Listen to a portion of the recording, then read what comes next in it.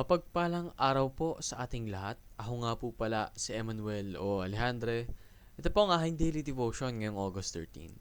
And for today, ating pag-uusapan kung bakit ako Kristiyano. Now, there are obviously multiple reasons on why you you are inclined to be a Christian. In fact, kadalasan, yung mga rason natin ay personalized. Ibig sabihin, may kanya-kanya tayong experience na parang nagpalapit sa atin sa Panginoon. Now, I do believe that these experiences are predestined. Ibig sabihin, plinano ng Panginoon upang tayo ay mapalapit sa Kanya. Ang part lang natin doon is, nung dumating yung opportunity, we chose to turn away from sin and we chose to follow Christ. That is why we became Christians. Pero aside from that, generally, yung common reasons on why you should be a Christian is because of the prophecies written in the Bible. Kasi, yung Biblia, it was written by multiple authors that had different timelines that did not coordinate with each other but still made a book that has correlation with one another. Ibig sabihin, yung Biblia, iisang storya lamang na gawa ng iba't ibang tao sa iba't ibang panahon habang hindi sila nagkakaroon ng kahit anong consensus or agreement. Now, how does that happen, no? The thought of that itself is so fulfilling and so supportive of the fact that Christ is God. That we have our one true God. No?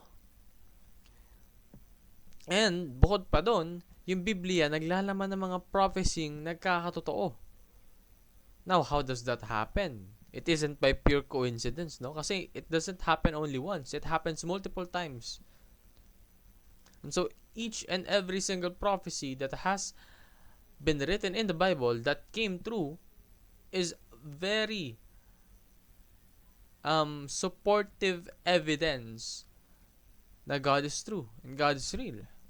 Sabi nga po sa Isaiah chapter 46 verses 9 to 10, "Remember the former things, those of long ago. I am God and there is no other. I am God and there is none like me. I make known the end from the beginning, from ancient times what is still to come. I say, my purpose will stand and I will do that I please." So the Bible is proven by fulfilled prophecies. Nagtataka ka ba na yung Biblia ba ito totoo? Napakarami namang sinasabi ng Biblia. Well, oo. How?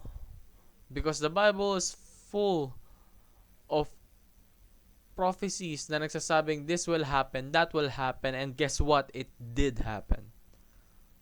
So you best believe that the Bible contains truth. And isa pa rito, yung center ng lahat ng prophecies na sinasabi sa Biblia ay si Jesus. Ngayon, isipin mo, sa lahat ng authors na nasa Biblia, all of them decided to write about all of the prophecies para lang sa isang tao. That's not a coincidence, no. That was planned. That was divine intervention. That is why the future is sealed in the pages of the Bible. Kasi hindi lang siya puno ng propesiyang naganap na nagpo-prove sa kanya. Puno rin siya ng mga propesiyang nagsasabi ng pangyayari sa ating kinabukasan.